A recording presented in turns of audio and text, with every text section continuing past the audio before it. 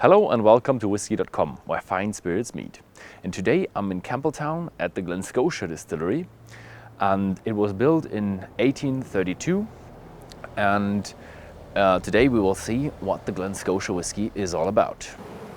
The first step at Glen Scotia is the milling.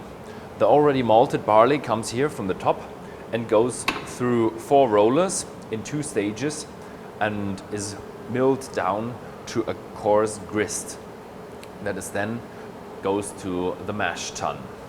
Glen Scotia has peated and unpeated malt, and what they do is they have definite time intervals when the whole distillery produces peated spirits and other times when they produce unpeated spirits.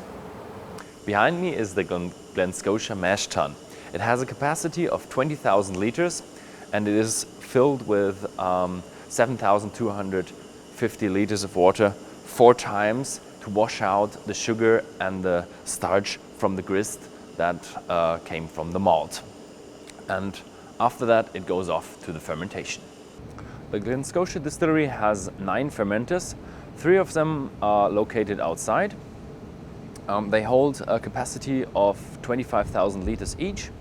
Glen Scotia uses 2 kinds of yeast to give the wash a fruity flavor that then ends up in the whiskey. Fermentation takes about 3 to 5 days, and after these days you end up with a wash that has about 8% alcohol by volume. Behind me are the stills of Glen Scotia. This here is the wash still with a capacity of 11,800 liters. It does the first distillation and distills the spirit to about 20% alcohol by volume. The still itself is a bit younger. It comes from the 70s, and that's because one of the valves got clogged, and this created a pressure situation that was not designed for, and the wash still broke, and it was replaced by the exact same shape as the one before to keep the distillery character at exactly the same level as before.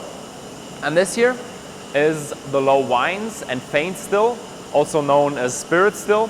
It has a capacity of 8,600 liters and distills the spirit up to 76% alcohol by volume.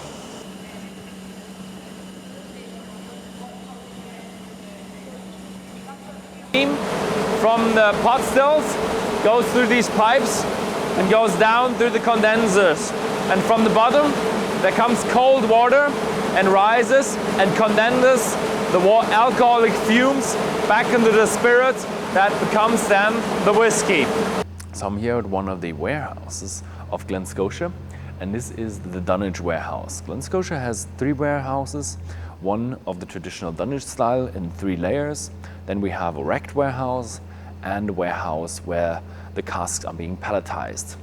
And here you can see how Glen Scotia labels their casks. You have distillery name, you have the year, and then you have MP, and that stands for medium peat. So there is a medium peated whiskey in here.